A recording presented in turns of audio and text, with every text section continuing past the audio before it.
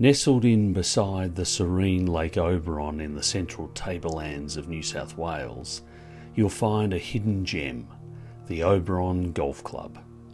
A challenging, undulating course carved through towering forests of gums, Oberon is the work of prolific architect Al Howard.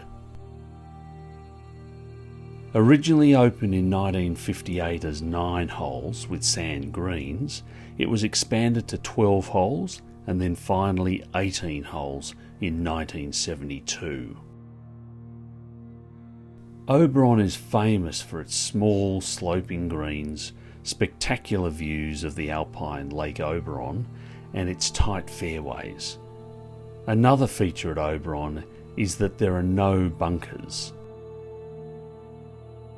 It is also a cool climate course, and at over 1,000 metres in altitude can even receive a light dusting of snow in the winter months. Join us now as we experience every hole at Oberon.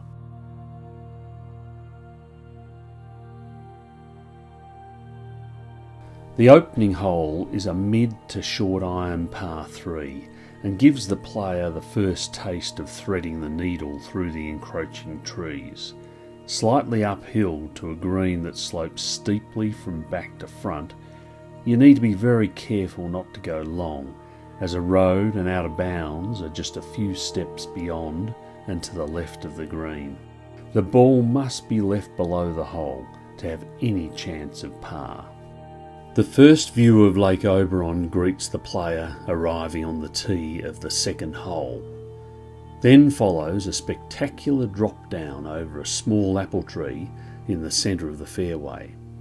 The fairway then runs out pretty quickly at around 220 metres, but plays much shorter than that before a dogleg to the left, through a narrow gap, and then even further down to the green, framed by a huge mountain gum behind. A drop-off all along the right side also guards the green. By the time you've reached the flag, you will have descended 60 metres from the tee. The third hole is a par 4 of 282 metres, which is reachable for the long hitters, but for most the safe play is up to the left of a fairway that slopes severely from left to right. A good target is the forked tree on the left of the fairway, which is about 200 metres from the tee. Only the very left of the fairway is an acceptable landing area, otherwise the ball will roll away into the forest on the right, but go too far left and an even thicker forest awaits. Then it's a short iron to a blind green with a steep drop-off at the back and right to reject all but the most precise shots. The fourth hole comes back in the opposite direction to the third and so slopes from right to left, requiring a tee shot up the right side of the fairway. A good target is the small golden cypress tree just before the ridge, which indicates 150 metres to the centre of the green, and these are found on each hole. A well-struck driver will probably run out of room, so a 3-wood or a long iron should get you to the ridge or just over it, and then it's a fairly short iron into a 2-tiered green perched above the lake. A shot missed to the right of the green will probably kick left and onto the green, but a miss to the left will run down and into the hazard. The fifth is the only par 5 on the front 9. At 455 metres it is not that long, and the longer hitters will try to get home with their second shot. But it does play mostly into the prevailing westerly wind, so that can put pay to that idea. When the lake is full, it laps the left edge of the fairway. The fairway tightens and a gully cuts through at about 220 metres, and then the fairway turns gently to the left and down to the long and receptive green, which has steep drop-offs at the left and back, along with out of bounds further at the back. After you make your par, take time to enjoy the view of the lake, as we are now going to turn back inland and uphill for the next few holes. The sixth is uphill all the way and has a generously wide fairway, but a drive up the right side will leave a much longer shot in. Try to keep it as tight to the left edge as you can, and provided you are long enough past the trees, a nice view of the green will reward you. Take an extra club for the uphill approach to the green, which again slopes from back to front, requiring the ball to be left below the hole.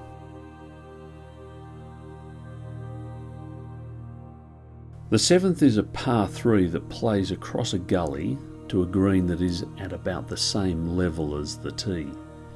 Trees guard the entry left and right before arriving at a deep two-tiered green, which is the largest on the course.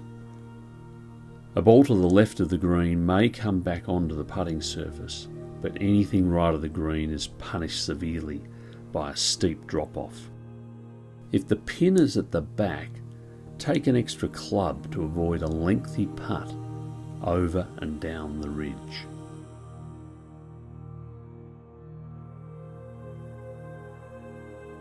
The eighth is a short par 4 with a severe dogleg to the left.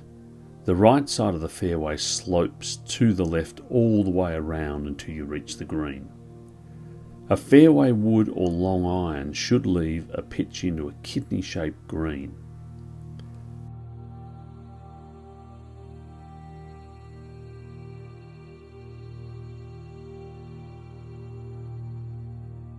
Play your approach out to the right for safety and it should feed onto the green. Anything left will simply kick down into the trees. The par 3 ninth hole is a mid to long iron into a shallow but wide green guarded by a valley in the front. For the shorter hitters hitting a fairway wood, an embankment at the back of the green provides a backstop, and a line of trees all down the left approach rule out a cut or a fade. Only a draw or a straight shot will work here. Starting with a frighteningly narrow gap between the trees, the 10th hole is the start of a run of 6 consecutive par 4s. The 10th plays much shorter than its 369 metre length, with a steep dogleg to the left just over the ridge at about 150 metres from the tee. A ball catching the ridge will be slung down and around to the left, leaving a short iron into the green.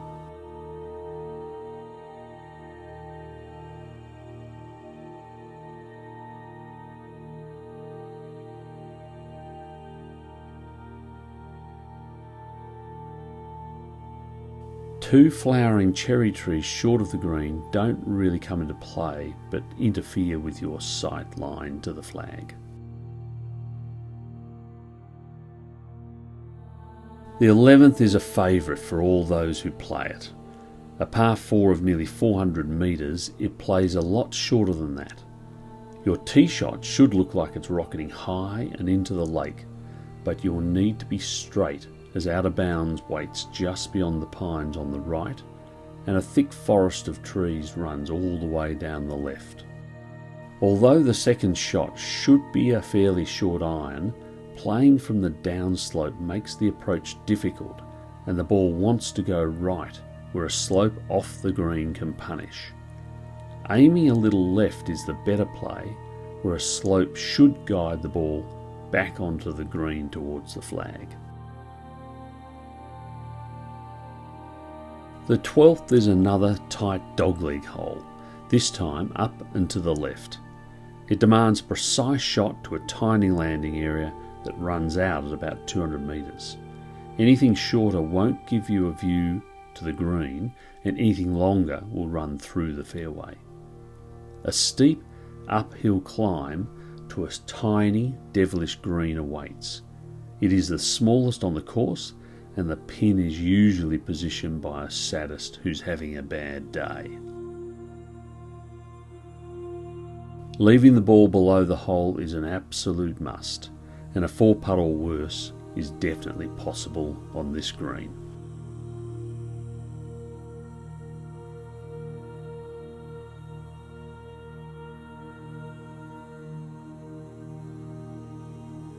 The 13th is a downhill straightaway hole that takes you back down the hill towards the lake. The ball must be positioned on the right side of the fairway from the tee to give you a view of the green, which is tucked in to the left behind a tree.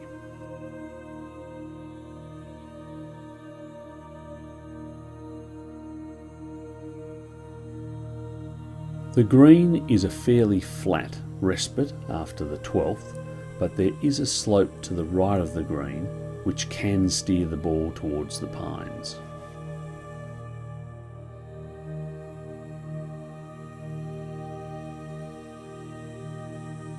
The 14th hole is rated index number 1, and at first seeing the widest fairway on the course makes you wonder what could be so hard.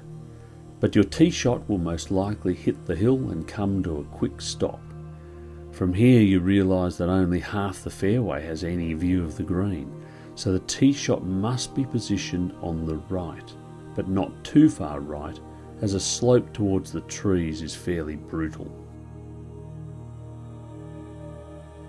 Another tree guards the left side of the green, and a deep slope the right. A narrow opening makes finding the green in 2 difficult but rewarding.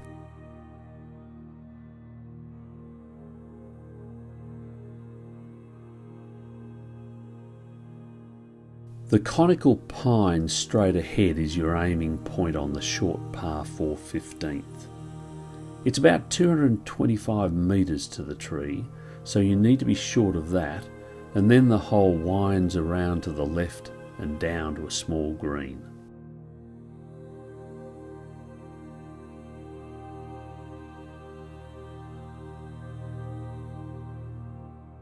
On this hole, right of the green is the better miss, as a steep slope protects the left of the green.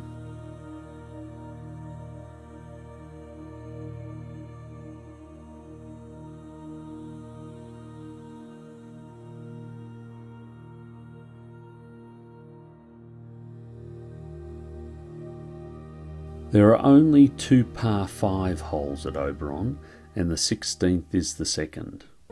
A controversial hole amongst members, it features a double dogleg, uphill to the left to begin, and then down and sharply to the right after that. It takes a bit of planning and careful club selection to navigate your way, and the very big hitters just blast straight over the top of the trees. But it is satisfying to have made it to the green in regulation.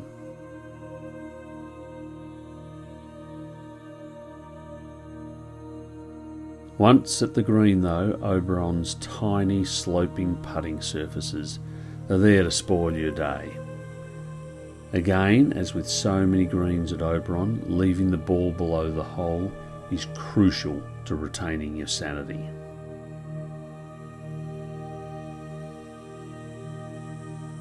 The final par 3, and the only one on the second 9, the 17th plays downhill and is framed by large trees left and right, making a very straight hit the only shot that will find the putting surface. Mounds left and right guard the entry to the green, making running the ball up difficult. At first the green looks fairly benign, but an uneven slope from back to front introduces breaks that demand careful thought, and like so many greens at Oberon, the upturned saucer effect provides a slope away from the centre the whole way around the edge of the green. The final hole is not a time to relax and think about a well-earned drink. What awaits demands all your attention.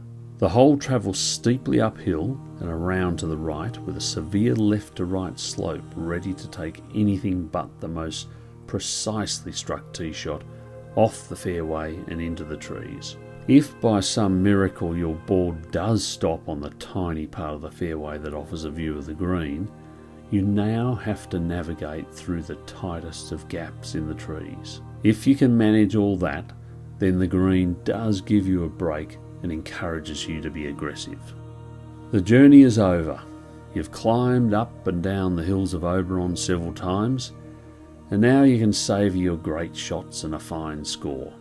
Or you can retreat to the bar, where you'll find many friendly members ready to console you.